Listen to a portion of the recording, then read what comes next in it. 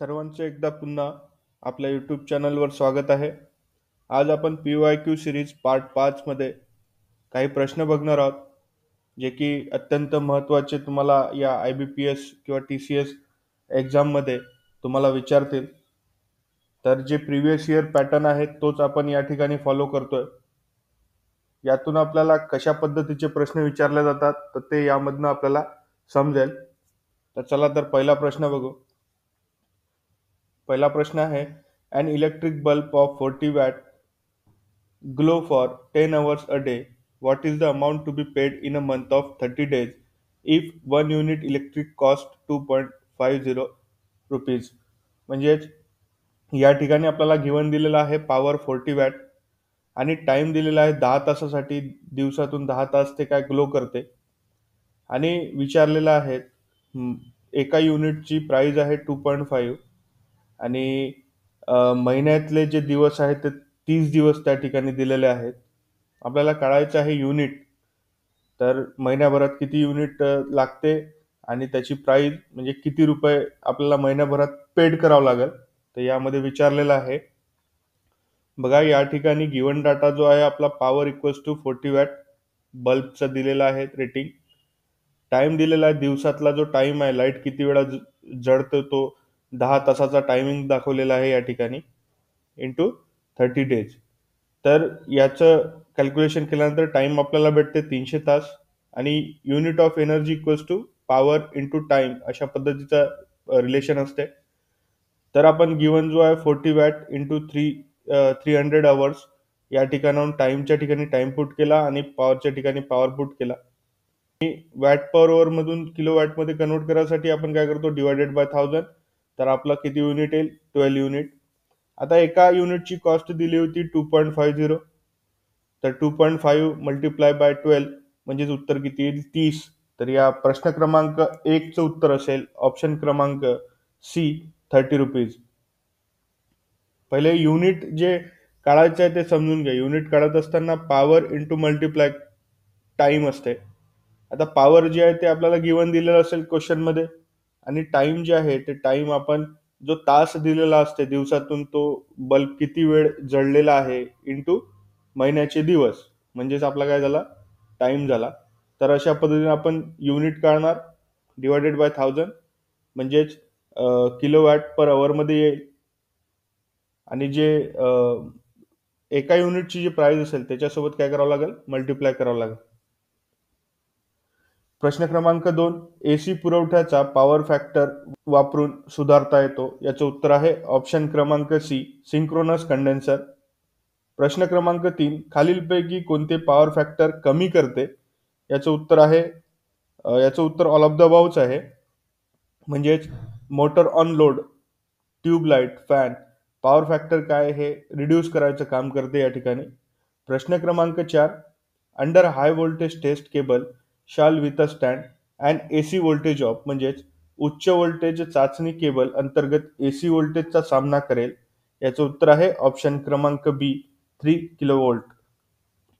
प्रश्न क्रमांक 5, under water immersion test cable is emerge in a water bath at म्हणजेच पाण्यात विसर्जन चाचणी केबल येथे पाण्याच्या बाथमध्ये बुडवली जाते. म्हणजे डिग्री विचारलेला आहे, वॉटर इमर्जन टेस्ट बद्दल विचारलेला आहे या ठिकाणी. तर याचं उत्तर असेल ऑप्शन क्रमांक सी, 60 डिग्री सेंटीग्रेड. प्रश्न क्रमांक 6, alternating current is converted to direct current by म्हणजेच अल्टरनेटिंग करंटचे DC मध्ये रूपांतर होते. याचं उत्तर आहे ऑप्शन क्रमांक डी, रेक्टिफायर. प्रश्न क्रमांक 7, an instrument is used for measuring the speed of rotating machine appliances is म्हणजेच फिरणाऱ्या यंत्राच्या उपकरणाचा वेग मोजण्यासाठी वापरलेले साधन म्हणजेच याचं उत्तर आहे ऑप्शन क्रमांक बी, टेकोमीटर. आपण या टेकोमीटरच्या साहाय्याने मोटरची जे स्पीड असते ते आपण सहज चेक करू शकतो. जे मोटर रोटेट होते त्यातला आपण RPM मेजर करू शकतो. आपल्या या डिजिटल बोर्डवर दिसून येते की मोटरचा RPM किती आहे. याचा वापर आपण स्पीड मोजण्यासाठी करतो. प्रश्न क्रमांक 7 न्यूमेरिकल दिलेला आहे. An electric lamp is marked 100 watt. It is working on 200 volt. The current through the lamp which current या ठिकाणी काढायला लावलेला आहे. तर गिवन दिलेला आहे पॉवर म्हणजेच 100 वॅट आणि व्होल्टेज दिलेला आहे 200 वोल्ट. तर आपल्याला माहिती आहे formula current equals to power divided by voltage. Power पण गिवन आहे, व्होल्टेज पण गिवन आहे. सहज आपण ते पुट करून टाकायचं आहे आपल्या फॉर्म्युल्यामध्ये आणि उत्तर काढायचं. याचं उत्तर येते ऑप्शन क्रमांक ए 0.5 एम्पियर. प्रश्न क्रमांक 8. Instrument is use for measuring the thickness of wire strip. Wire पट्टीची जाडी मोजण्यासाठी वापरलेले साधन आहे. याचं उत्तर आहे ऑप्शन क्रमांक सी मायक्रोमीटर. प्रश्न क्रमांक 9. खालीलपैकी कोणता एसी पुरवठा दुरुस्त करण्यासाठी वापरला जातो.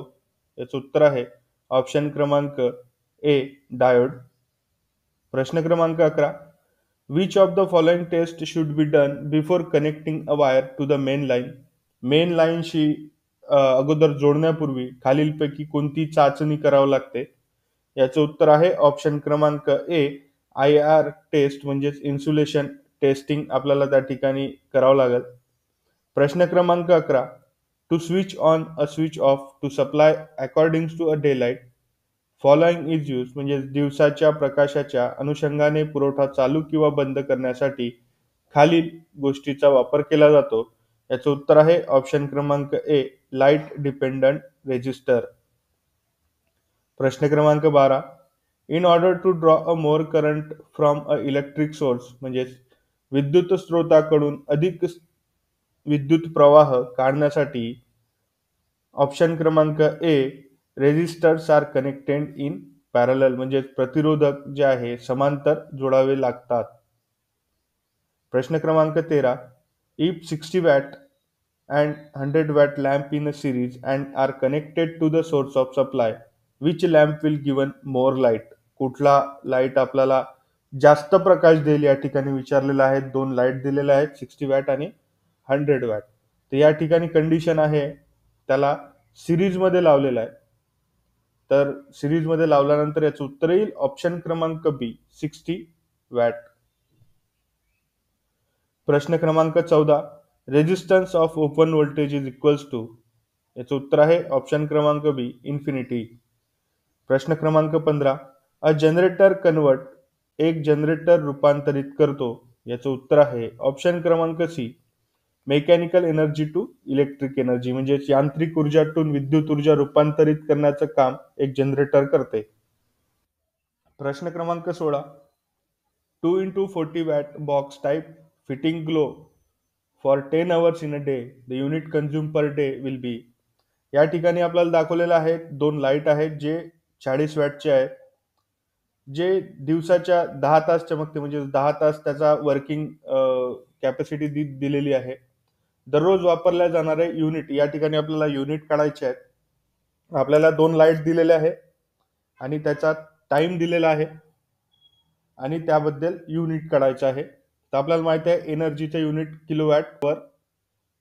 त्याचा फॉर्म्युला आहे पॉवर इंटू टाइम. आपण मागच्या क्वेश्चन मध्ये बघितला पॉवर इंटू अवर्स किंवा पॉवर इंटू टाइम. या केसमध्ये आपल्याला दोन लाईट दिलेला आहे तर आपण काय करणार वॅटेज टोटल वॅटेज आपण काढून घेणार. म्हणजे या ठिकाणी आपल्याला दिसत असेल दोन लाईट जे दिलेले आहेत आपल्याला एकाचा वॅट 40 तर दोघाचा आपण या ठिकाणी कॅल्क्युलेट केला 80 वॅट. किती तासासाठी तर 10 तासासाठी आहेत दोन्ही वॅट. दोन्ही बल्ब म्हणजे दिवसाला जे एनर्जी कंझ्युम केला जाते ते किती तर 800 वॅट पॉवर एका दिवसाची गोष्ट करतोय. त्यानंतर आपल्याला माहिती आहे वॅट पॉवर मधनं आपल्याला जर किलो वॅट अवर मध्ये जर कन्वर्ट करायचं असेल तर आपण काय करतो डिवायडेड बाय 1000 करतोय. तर या पद्धतीनं आपल्याला डिवायडेड बाय 1000 केलंय.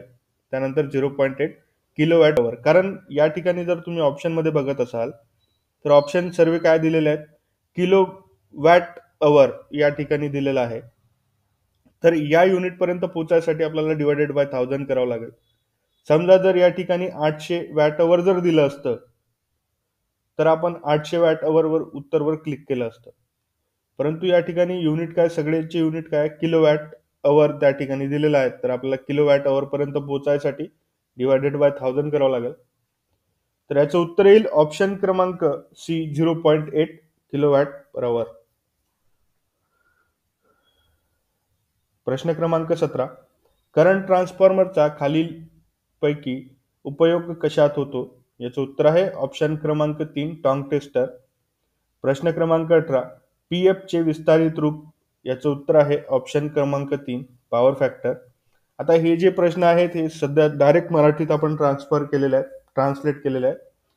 तर हे सध्या प्रश्न मागील जे आरोग्य विभागाची परीक्षा झाली होती त्यात पूर्ण ऑफलाईन पेपर झाला होता. तर ऑफलाईन पेपरमधनं काही याच्यातले मी प्रश्न घेतलेले आहेत जे थोडे इम्पॉर्टंट वाटत होते. प्रश्न क्रमांक 19. रिव्हर्स बायससाठी कोणता डायोड वापरतात? याचं उत्तर आहे ऑप्शन क्रमांक 2 झेनर डायोड. प्रश्न क्रमांक 20. विद्युत इस्त्रीचे साधारण पॉवर रेटिंग रिकामी जागा असते? याचं उत्तर आहे ऑप्शन क्रमांक 3 750 वॅट. प्रश्न क्रमांक 21. LED चे जंक्शन आहे? याचं उत्तर आहे ऑप्शन क्रमांक डी पीएन. प्रश्न क्रमांक 22. मोटर रिलक्टन्स रिकामी जागा असते? याचं उत्तर आहे ऑप्शन क्रमांक सी ए आणि बी. ए मध्ये काय दिलेलं आहे डबल एक्सायटेड आणि बी मध्ये सिंगल एक्सायटेड. म्हणजे मोटर रिलक्टन्स काय असते तर डबल एक्सायटेड आणि सिंगल एक्सायटेड सुद्धा. प्रश्न क्रमांक 23. केबलमध्ये सिंथ मटेरियलच्या वर ताबडतोब रिकामी जागा दिली जाते? याचं उत्तर आहे ऑप्शन क्रमांक 2 बिडिंग. प्रश्न क्रमांक 24. कमी दाबाची केबल साधारणतः व्होल्टेज पर्यंत वापरतात? याचं उत्तर आहे ऑप्शन क्रमांक डी 1000 वोल्ट. प्रश्न क्रमांक 25. केबल दोष शोधण्यासाठी रिकामी जागाची तुलना करतात? तर याचं उत्तर आहे ऑप्शन क्रमांक सी इन्सुलेटेड वाहक कॅपॅसिटन्स. प्रश्न क्रमांक 26. यापैकी कोणता घटक ट्रान्सफॉर्मरमध्ये बदलत नाही? याचं उत्तर आहे ऑप्शन क्रमांक सी फ्रिक्वेन्सी. प्रश्न क्रमांक 27. फ्लोरोसंट लॅम्पचे लुकलुकणे हा रिकामी जागा प्रभाव आहे? याचं उत्तर आहे ऑप्शन क्रमांक सी कमी फ्रिक्वेन्सी. प्रश्न क्रमांक 28. स्क्वेरल केज इंडक्शन मोटरच्या तुलनेत स्लिप रिंग इंडक्शन मोटर पसंत केली जाते कारण? याचं उत्तर आहे ऑप्शन क्रमांक C heavy pull out torque आवश्यक असतो. प्रश्न क्रमांक 29. ट्यूबलाइट मध्ये चोकचा उद्देश काय आहे? याचं उत्तर आहे ऑप्शन क्रमांक डी योग्य किमतीवर करंट कमी करण्यासाठी आपण त्या चोक ट्यूबलाइट मध्ये सहसा आपण बघत असतो. प्रश्न क्रमांक 30. The resistance of human body lies between? याचं उत्तर आहे ऑप्शन क्रमांक D 100 kilo ohm to 500 kilo ohm. प्रश्न क्रमांक 31.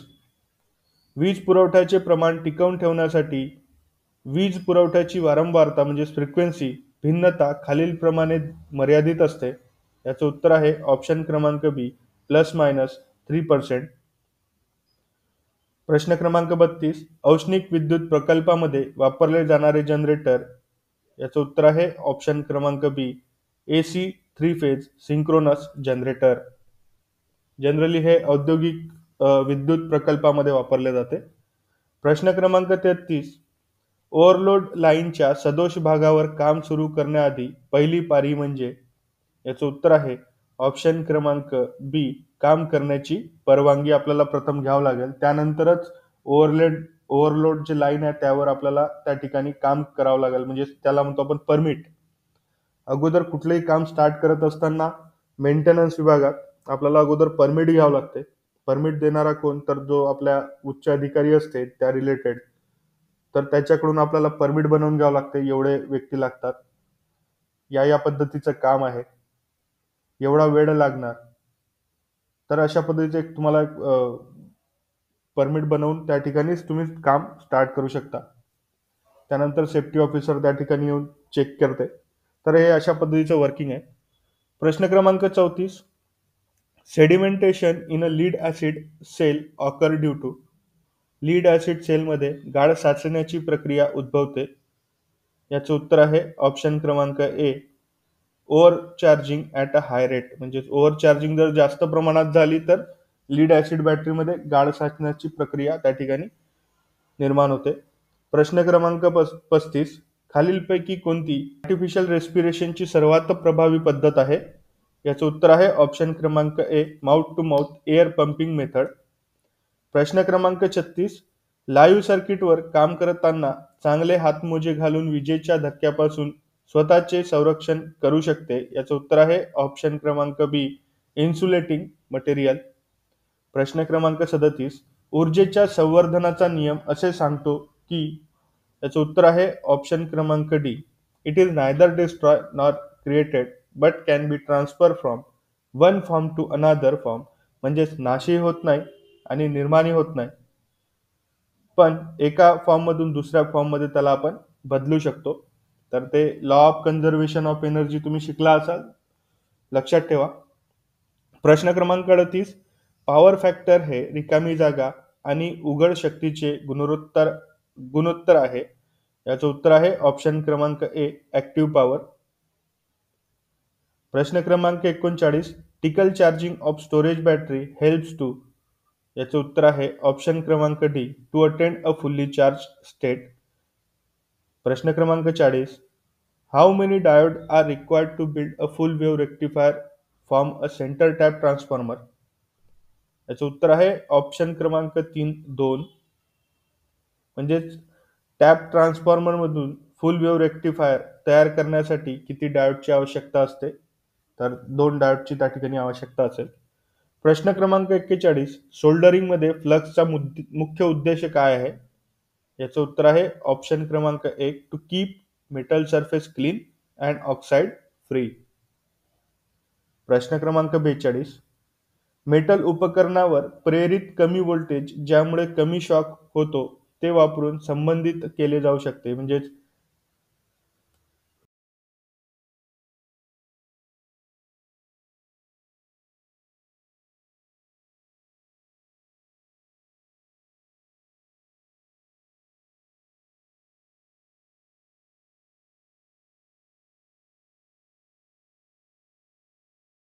उत्तर आहे ऑप्शन क्रमांक ए, अर्थिंग.